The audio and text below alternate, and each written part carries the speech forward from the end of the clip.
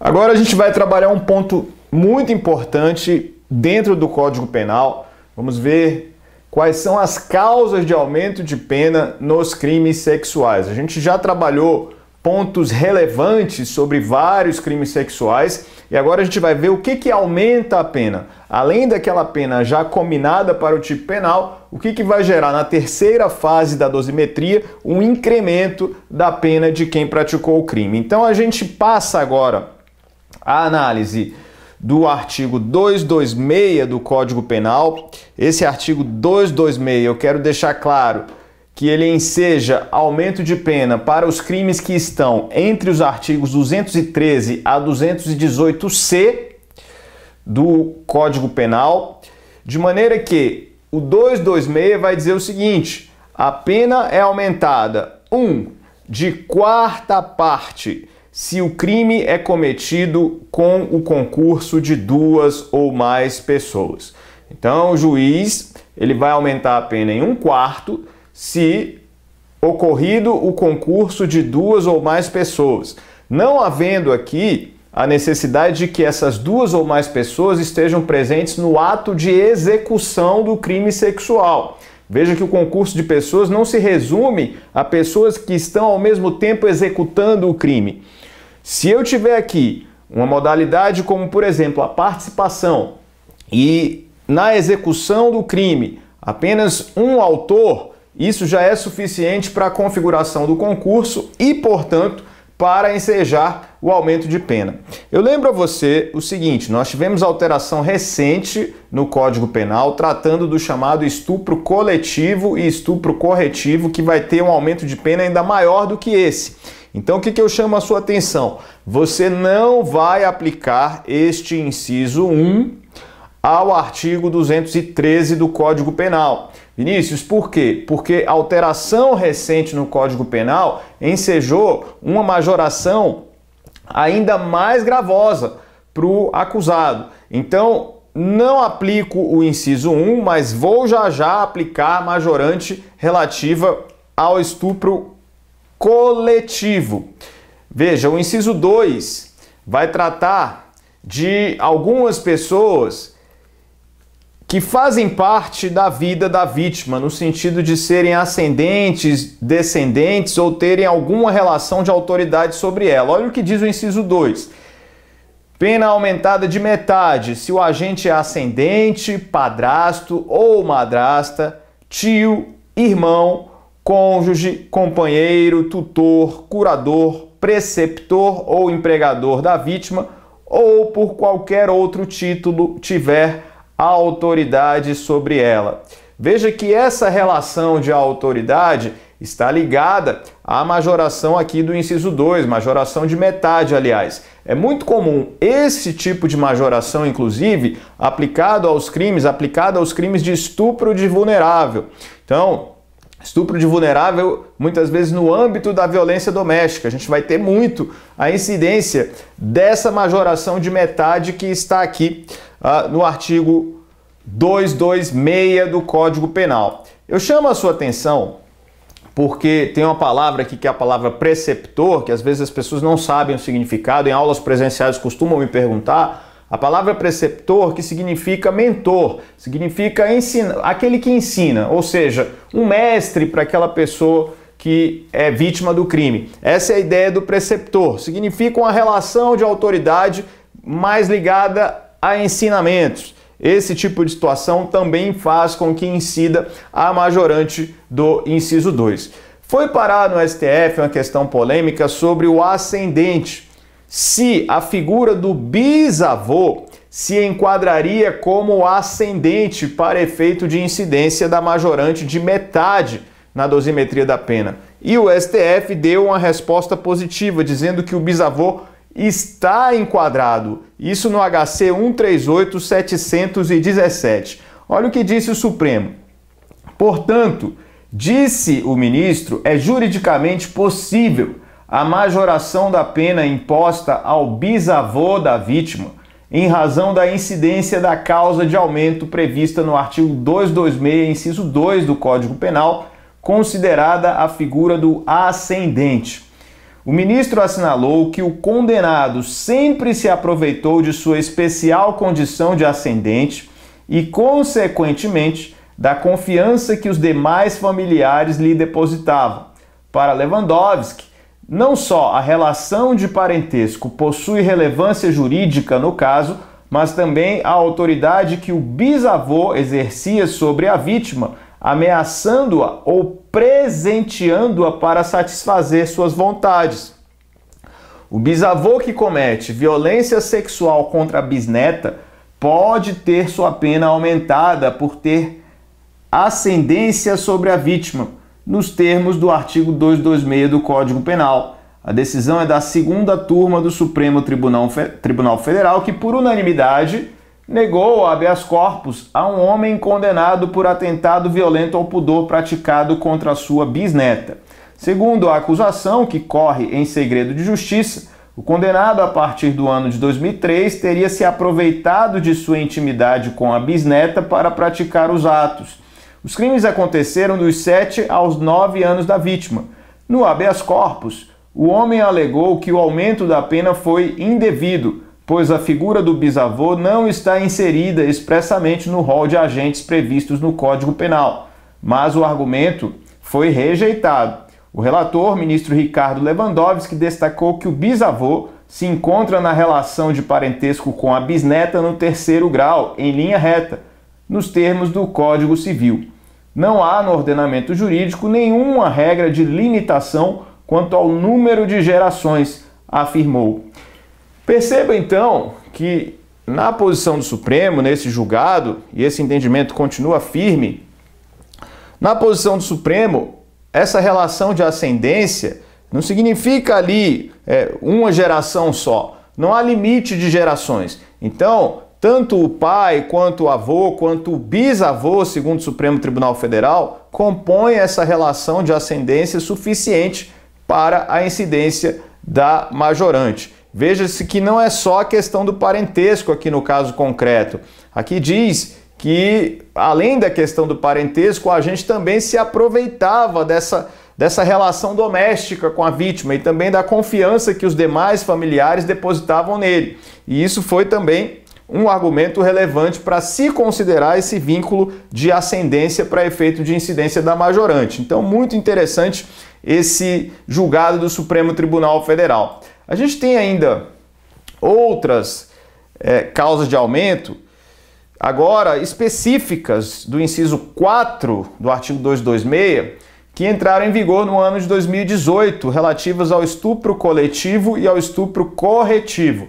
Você percebe aí na tela que o inciso 3 ele foi revogado e o que está em vigor agora é o inciso 4, desde 2018, com essa redação que a gente vai ver agora, com aumento de 1/3 até 2/3 se o crime é praticado. E aí vem o estupro coletivo, incluído pela Lei 13.718 de 2018, mediante concurso de 2 ou mais agentes, e o estupro corretivo, que é para controlar o comportamento social ou sexual da vítima. Então, o que a gente percebe aqui? No estupro coletivo, temos a situação do concurso de 2 ou mais pessoas e, mais uma vez, eu repito o que eu já falei anteriormente para a majorante do concurso de pessoas de forma geral, que aqui eu não preciso que todos estejam no ato de execução. Eu tendo aqui no estupro coletivo um concurso de pessoas, mesmo que somente uma pessoa, um agente esteja presente no ato de execução e a outra pessoa pode estar aí no âmbito de uma participação, já é suficiente para a incidência da majorante. Quando eu falo, no entanto, do estupro corretivo, eu estou falando de se controlar o comportamento social ou sexual da vítima, como, por exemplo, o agente querendo dar uma punição à vítima para o seu comportamento homossexual, querendo fazer com que a vítima mude o seu comportamento para um comportamento heterossexual, havendo a utilização de violência, de grave ameaça para esse tipo de violência contra a vítima, né, de crime praticado contra a vítima, haverá, portanto, majoração da pena. Portanto, essa modalidade do estupro corretivo é exatamente para controlar o comportamento social, o comportamento sexual da vítima, isso sendo majorado desde 2018 como uma causa de aumento 1/3 até 2/3. A gente tem ainda no Código Penal situações de aumento de pena que estão ligadas a todos os crimes que estão no título 6. A gente vê aí na tela aumentos de pena para todos os crimes que estão no título 6, porque a gente antes tinha falado somente do artigo 213 ao 218C, as majorantes que vimos anteriormente, e essas que a gente vai ver agora estão ligadas a todos os crimes que estejam no título 6, começando lá no 213 e em todo o título referente aos crimes sexuais. A gente tem aí o artigo 234A, que vai dizer: nos crimes previstos neste título, a pena é aumentada. Incisos 1 e 2 vetados, e aí nos interessam os incisos 3 e 4. Aumentada de metade a 2/3 se do crime resulta gravidez. Olha aí que a gravidez configura causa de aumento nos crimes sexuais. E o inciso 4, de 1/3 a 2/3 se o agente transmite à vítima doença sexualmente transmissível de que sabe ou deveria saber ser portador, ou se a vítima é idosa ou pessoa com deficiência. Então eu chamo a sua atenção para esse inciso 4, principalmente, o inciso 3 relativo à gravidez, enfim, confirmada a gravidez na vítima decorrente do crime sexual, vamos aplicar o inciso 3, e aí pouco importa se vai ter aborto ou não posterior, a gente sabe que a legislação admite como causa excludente do crime a situação de aborto resultante de crime sexual, embora o Código Penal fale somente de estupro, mas é um consenso na doutrina de que o aborto resultante de qualquer crime sexual permite a excludente do crime.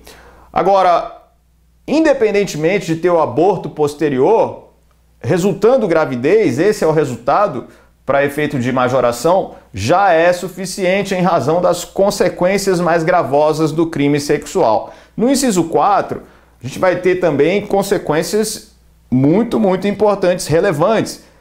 Primeira delas, que é a doença sexualmente transmissível.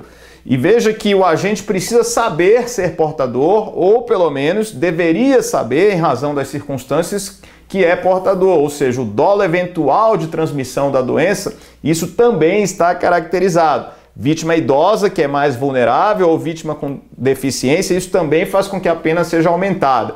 Eu só chamo a sua atenção pelo seguinte: quando eu falo aqui de pessoa com deficiência, eu preciso avaliar que a deficiência pode ser, no estupro de vulnerável especialmente, uma das elementares do tipo penal, quando a vítima não tem capacidade de discernimento em razão da sua deficiência. Eu só chamo a sua atenção: se o agente já responde por estupro de vulnerável em razão de uma situação de deficiência mental da vítima, eu não vou considerar para efeito de majorante a deficiência mental. Eu não vou proceder ao aumento de 1/3 a 2/3 se eu já estiver punindo o agente, imputando o estupro de vulnerável em razão dele ter praticado a conduta libidinosa com alguém que não tenha discernimento de caráter mental. Cuidado com isso, para não ensejar o bis in idem. Uma outra polêmica aqui desse inciso 4 é do agente que transmite à vítima doença sexualmente transmissível. O problema aqui é que nós já temos tipos penais específicos para imputar uma conduta criminosa quando há transmissão de doença por meio de relações sexuais. E aí eu tenho que saber se, uma vez praticado o crime sexual, o agente transmitindo a doença, sabendo que está infectado ou devendo saber, né, tendo dolo eventual em relação a essa questão, se ele vai responder também pelo crime respectivo de transmissão da doença ou se basta responder pelo crime sexual com incidência da majorante. A resposta é: ele vai responder pelo crime sexual com incidência da majorante para evitar-se o bis in idem. Vinícius, O bis in idem estaria relacionado a quais crimes? Por quais crimes o agente não vai responder se no âmbito de um crime sexual ele transmitir a doença? A gente vê agora quais seriam esses crimes.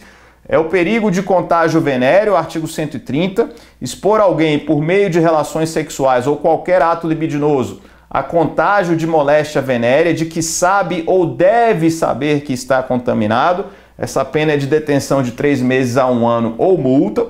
Se é a intenção do agente transmitir a moléstia, pena reclusão de 1 a 4 anos e multa. E o parágrafo 2º diz que somente se procede mediante representação. Veja que eu vou aplicar o 130 do Código Penal num contexto fora de crime sexual. Aqui, o agente transmite a doença venérea numa situação em que ele não está praticando crime sexual, ou seja, está tendo uma relação consentida pela vítima que é maior de 18 anos. Então, incide o 130. O 131, que é o perigo de contágio de moléstia grave, por exemplo, a transmissão do vírus HIV para parte da doutrina, o 131 vai dizer praticar com o fim de transmitir a outrem moléstia grave de que está contaminado, ato capaz de produzir o contágio, pena reclusão de 1 a 4 anos e multa.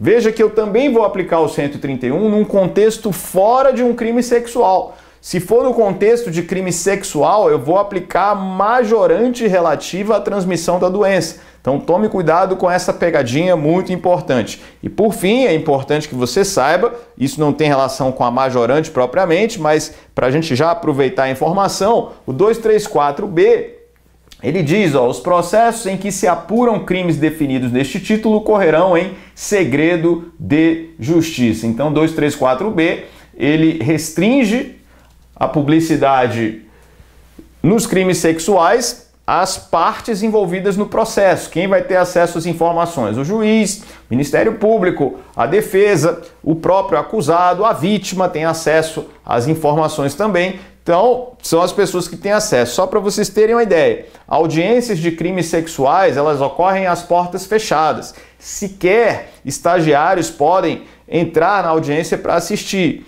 Mesmo um advogado que esteja esperando uma outra audiência, ele não pode ficar na sala de audiência quando um crime sexual vai ser apurado ali, quando tem depoimento da vítima, de testemunhas. Tome muito cuidado com isso. Os processos correm em segredo de justiça, de acordo com 234B do Código Penal. Então a gente viu aí pontos importantes sobre majorantes nos crimes sexuais. Quando é que a gente vai majorar a pena nesses crimes? Várias circunstâncias a gente viu. Valeu, um grande abraço para você.